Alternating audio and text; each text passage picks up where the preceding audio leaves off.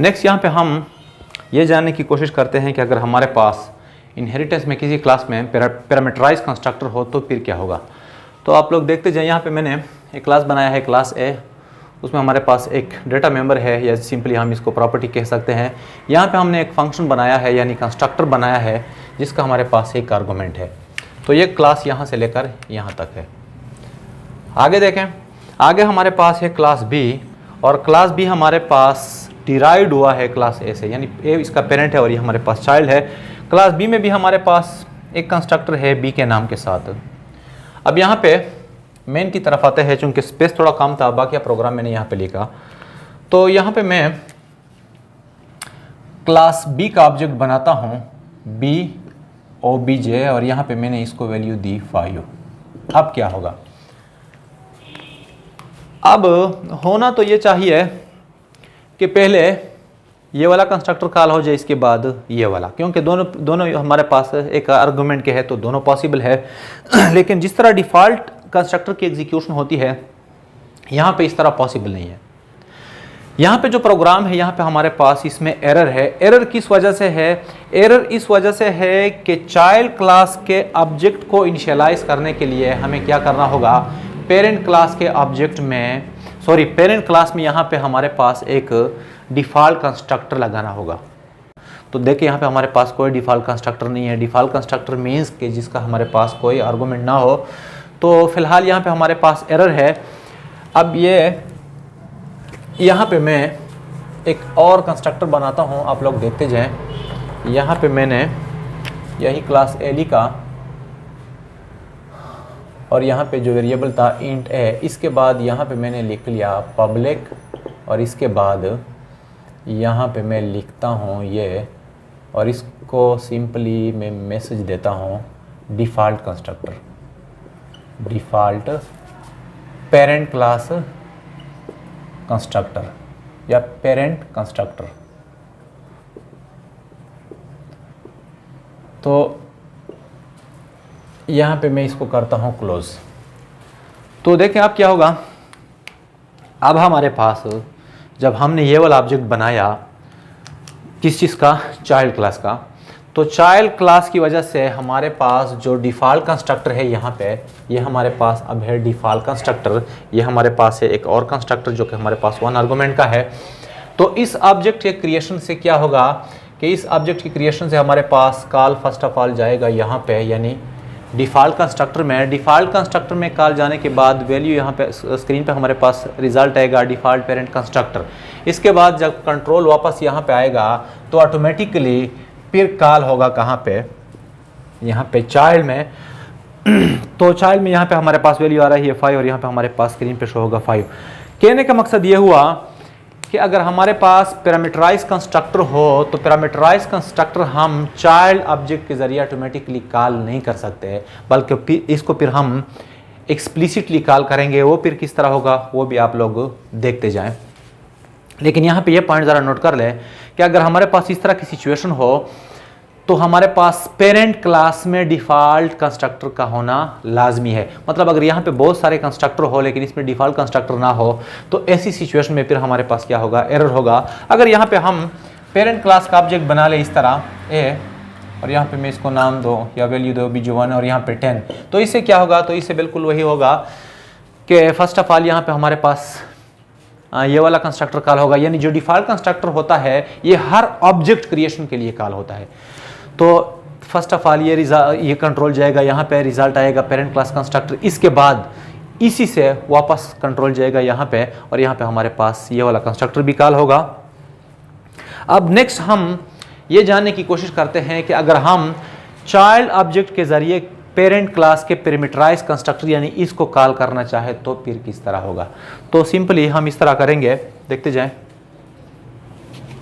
ये मैं यहाँ से रिमूव करता हूँ क्योंकि तकरीबन आप लोगों का ये क्लियर हुआ होगा।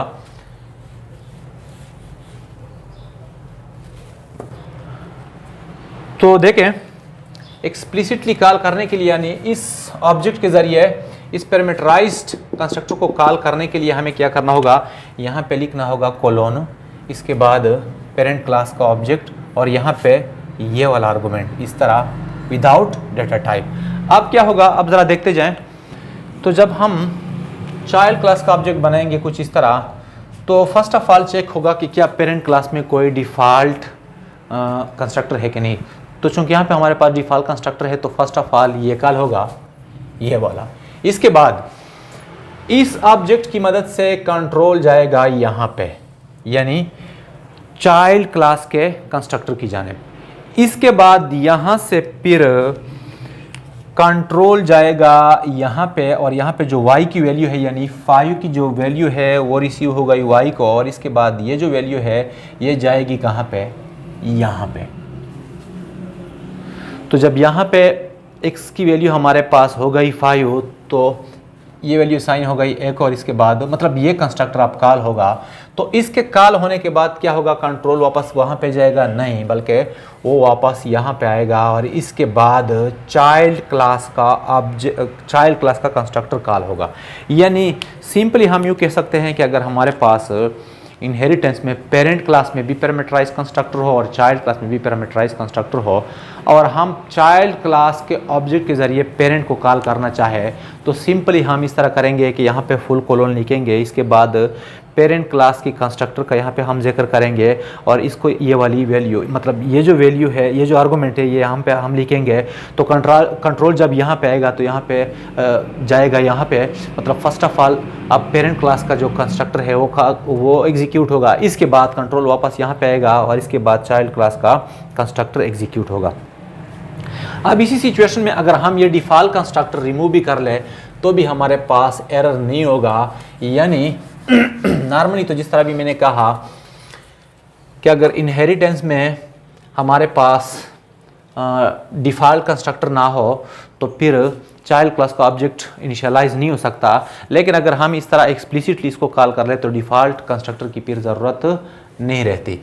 अब नेक्स्ट, अगर यहाँ पे हमारे पास इसमें दो आर्गूमेंट हो, देखते जाएं। सपोज यहाँ पे इसमें मैंने लिख लिए 2 आर्गूमेंट्स, और इसको मैं नाम देता हूँ int z। अब इसको अगर मैंने कॉल करना हो तो फिर किस तरह होगा, देखते जाएं। यहाँ पे मैं इसको वैल्यू दूंगा 2 वैल्यू, किस तरह, यहाँ पे मैंने 5 दी और यहाँ पे 8। तो फिर क्या होगा, तो फर्स्ट ऑफ ऑल ये कॉल जाएगी कहाँ पे, यहाँ पे। लेकिन अब यहाँ पे हमारे पास होगा एरर, तो चूँकि हमने एक्सप्लिसिटली उसको कॉल करना है तो फिर किस तरह होगा, तो यहाँ पे हम लिखेंगे ये वाला सिंबल, इसके बाद एक क्लास। अब इन 2 आर्गूमेंट्स में कोई भी आर्गूमेंट जो वहाँ पे आप ट्रांसफ़र करना चाहते हैं वो आप यहाँ पे लिख ले। तो यहाँ पे मैं लिखता हूँ z। तो देखें यहाँ पे हमारे पास वैल्यू आ रही है 2, 5 और 8। तो यहाँ पे हमारे पास आ जाएगी 5 की वैल्यू, और यहाँ पे हमारे पास आ जाएगी 8 की वैल्यू। अब यहाँ पे मैं लिखता हूँ y, और इसके बाद यहाँ पे लिखता हूँ मैं z। तो कंट्रोल जब यहाँ पे आता है, 2 वैल्यूज़ यहाँ पे वो ट्रांसफ़र करता है, तो 2 वैल्यूज़ में से एक तो y को रिसीव होगा और दूसरी z को। इसके बाद ये कंस्ट्रक्टर एग्जीक्यूट नहीं होगा, बल्कि इससे पहले क्या होगा, ये जो कंट्रोल है वापस जाएगा यहाँ पे, यानी पेरेंट क्लास के कंस्ट्रक्टर के पास, और इसको वैल्यू पास करेगा ये वाली वैल्यू यानी z। यानी यहाँ पे हमारे पास z में क्या है 8, तो यहाँ पे हमारे पास 8 ट्रांसफ़र होगा। अगर आप चाहते हैं कि नहीं मैं y को वहाँ पे ट्रांसफ़र करना चाहता हूँ तो यहाँ पे आप लिख ले y। अगर इस तरह की सिचुएशन है कि यहाँ पे भी हमारे पास 2 आर्गूमेंट हो तो आप यहाँ पे दोनों पास करेंगे y और z। तो डियर स्टूडेंट, ये था हमारे पास आज का टॉपिक कि हम इनहेरिटेंस में किस तरह चाइल्ड ऑब्जेक्ट के ज़रिए पैरामीटराइज कंस्ट्रक्टर को कॉल करेंगे। तो उम्मीद है आप लोगों को क्लियर हुआ होगा। तो आज के लिए बस इतना ही। अल्लाह हाफिज़।